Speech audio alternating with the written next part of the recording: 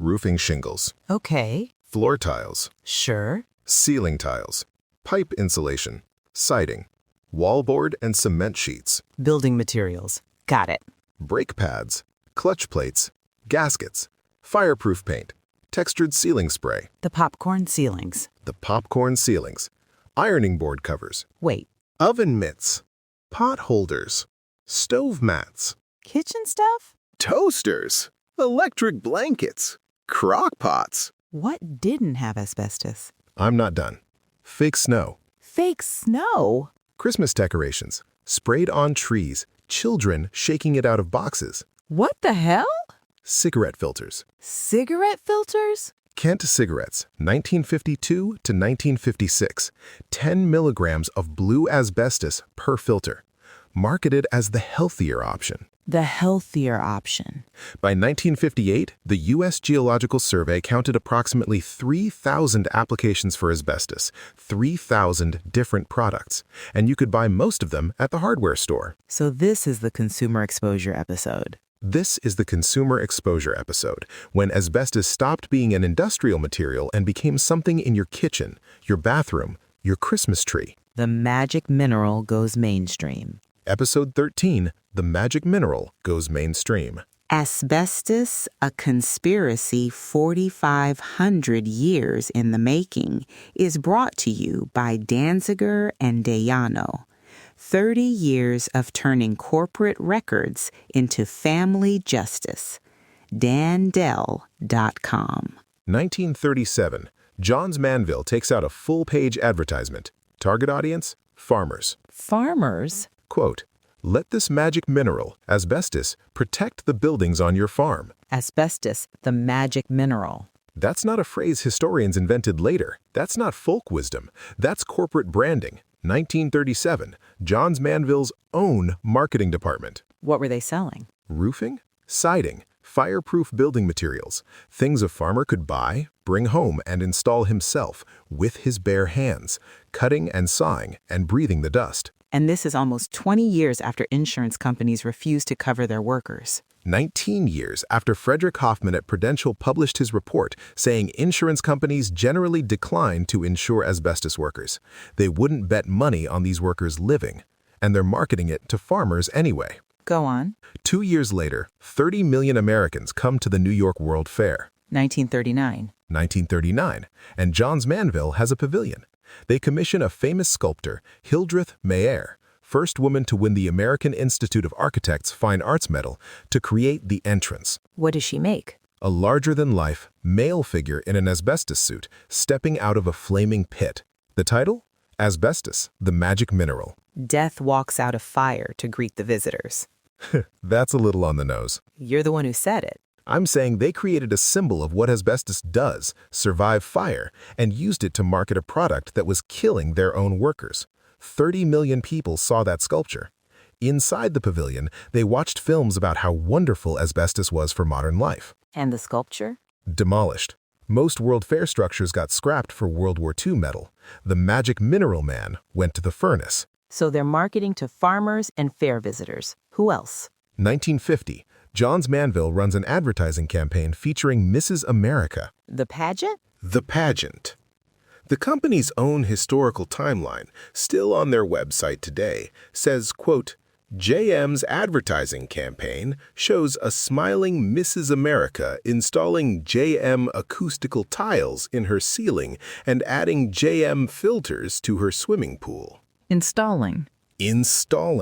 A housewife doing DIY asbestos installation, smiling. Any safety equipment? What do you think? No mask, no gloves, no warning. Just a smiling woman and a drill and ceiling tiles made from a mineral the insurance industry had flagged as deadly 32 years earlier. Speaking of what companies told consumers versus what they knew, if your family bought products from companies that were hiding the truth, the team at Danziger and Dayano has spent 30 years finding the documentation they buried.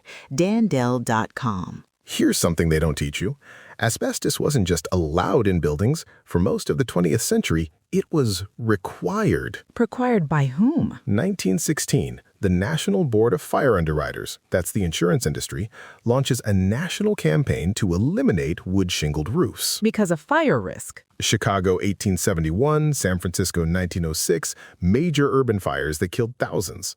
The insurers wanted fireproof materials, and asbestos was fireproof. So they recommended it. They did more than recommend it. City councils throughout America began instituting building codes requiring the use of asbestos. Do we have the actual language? We do. The 1970 BOCA Building Code, that's building officials and code administrators, widely adopted across the eastern United States, quote, "In certain fire districts, all roof coverings shall be of asbestos, asbestos felt, or similar noncombustible materials." They named it specifically. Same code, different section, quote, "Where warm air ducts pass through combustible floors, the surrounding space shall be tightly fitted with asbestos cement." So you couldn't pass inspection without it. In many jurisdictions, correct. You couldn't not use asbestos and get your building approved.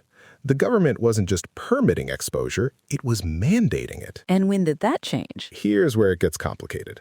Federal housing programs, VA mortgages, FHA loans, required homes to conform to building codes that specified fire-resistant materials, and asbestos was the go-to option. So if you were a veteran buying a house with government backing, Your roof probably contained asbestos. According to some historians, that conformance requirement lasted through the mid-1980s, when HUD finally stopped maintaining its own separate property standards. the mid-1980s.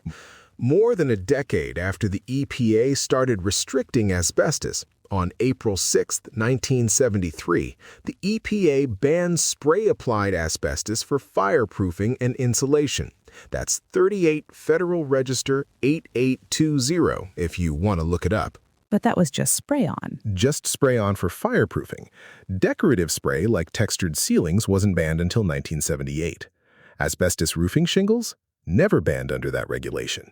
Different product category, different risk profile. So the government banned one thing while requiring another. Welcome to regulatory inconsistency. The same veterans who'd been exposed on Navy ships could come home and buy houses with asbestos roofs, financed by the government that sent them to those ships. So what could you actually buy at the hardware store? By 1958, the U.S. Geological Survey counted approximately 3,000 applications for asbestos. 3,000 different products. What kind of products? Name a building material. Roofing shingles, floor tiles, ceiling tiles, pipe insulation, siding. Then there's the stuff you wouldn't expect. Like what? Textured ceiling paint. The popcorn ceilings you see in houses from the 60s and 70s.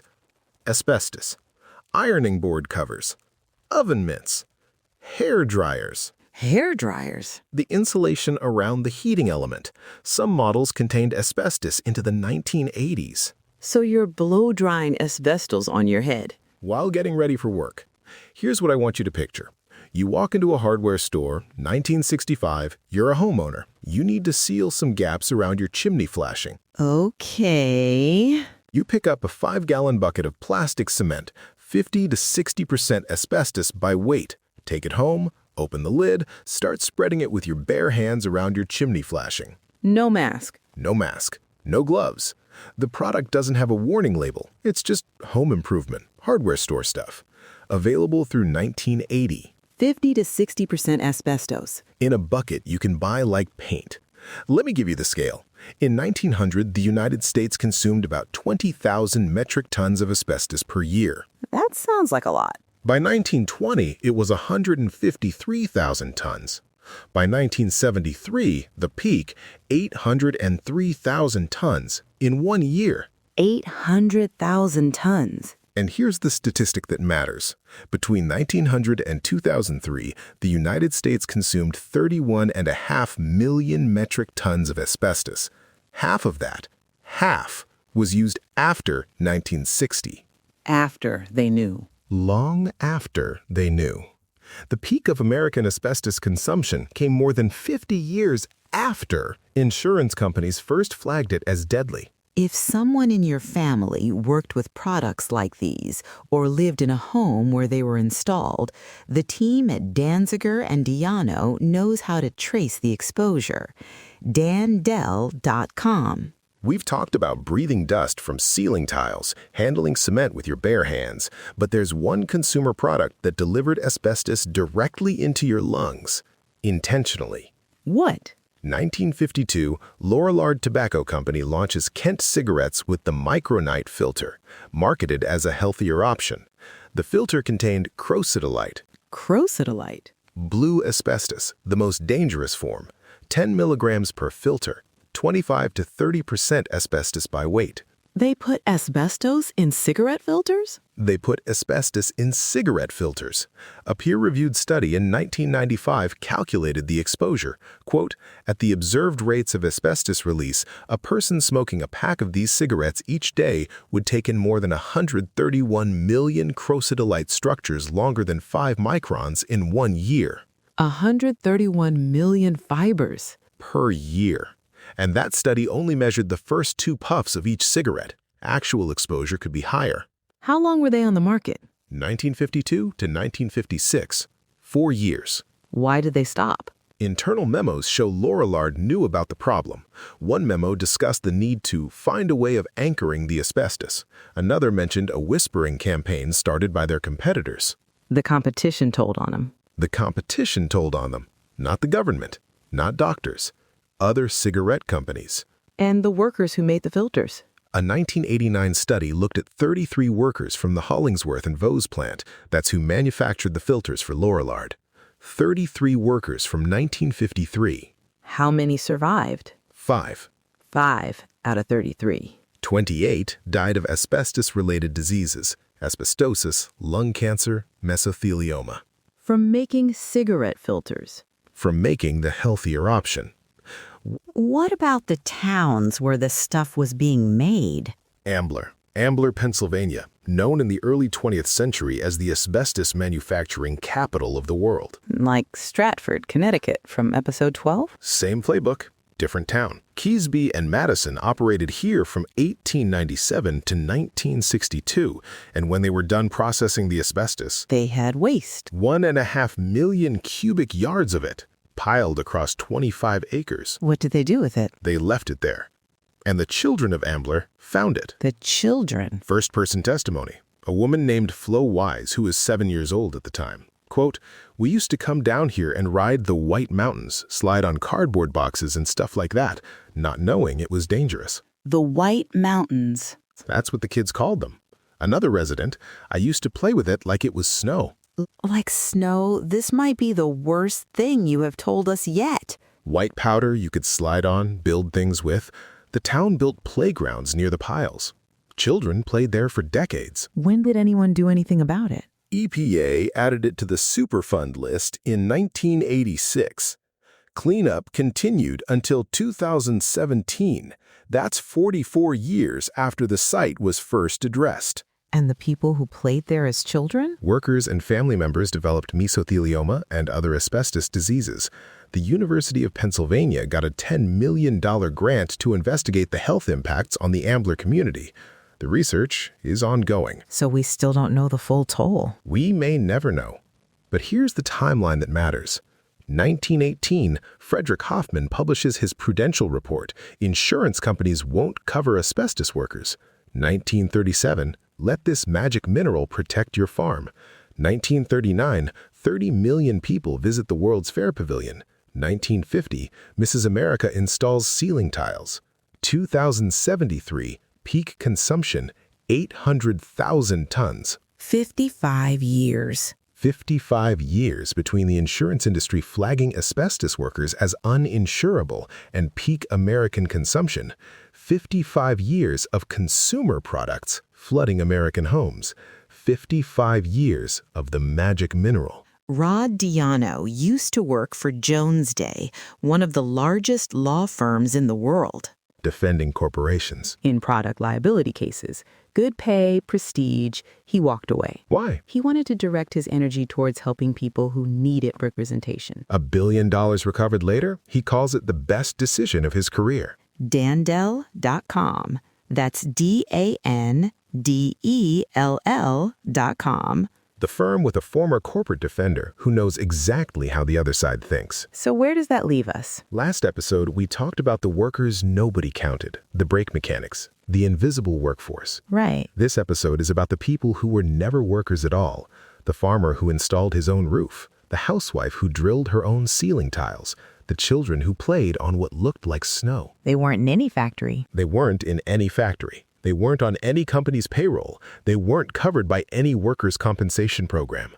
And when they got sick, 20, 30, 40 years later, nobody connected it back to the hardware store, to the building codes, to the magic mineral. No tracking, no registry. Peak American asbestos consumption was 1973. Half of all the asbestos ever used in this country was used after 1960. And we have no idea how many people were exposed through consumer products. There was no counting. But the diseases. Mesothelioma has a latency period of 20 to 50 years. People exposed in the 1960s and 70s are still getting diagnosed today. And for every one of them, someone has to trace back, where did this come from? The answer might be a factory, or a Navy ship, or it might be a ceiling tile their mother installed in 1965 while their father held the ladder. The magic mineral. We've covered the mines, the factories, the brake pads, the consumer products. But there's one more piece of this story we haven't told yet. What's that? The workers who died before anyone thought to write it down. The bodies that never made it into the statistics. The first casualties of an epidemic that wouldn't be named for another 40 years. The workers nobody counted. Next time, episode 14. The workers nobody counted. The absence that tells the story. And we are out. 3,000 applications. Can you believe that? You didn't finish the list. I gave them enough to get the idea. But there's so many more. Roofing shingles, floor tiles, pipe wraps, ceiling spray, brake pads, clutch plates, gaskets every day.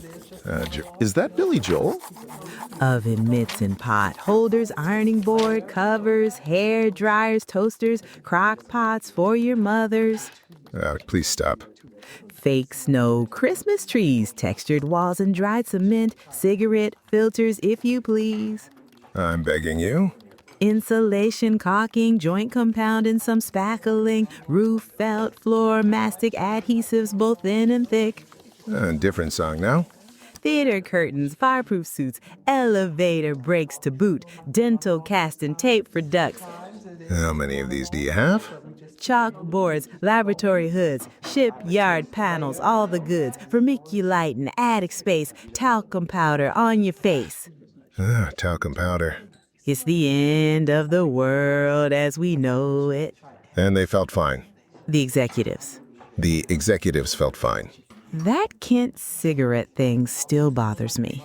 The healthier option. 131 million fibers a year into your lungs on purpose. While you're trying to relax. Marketing. Magic. Magic mineral. We're done.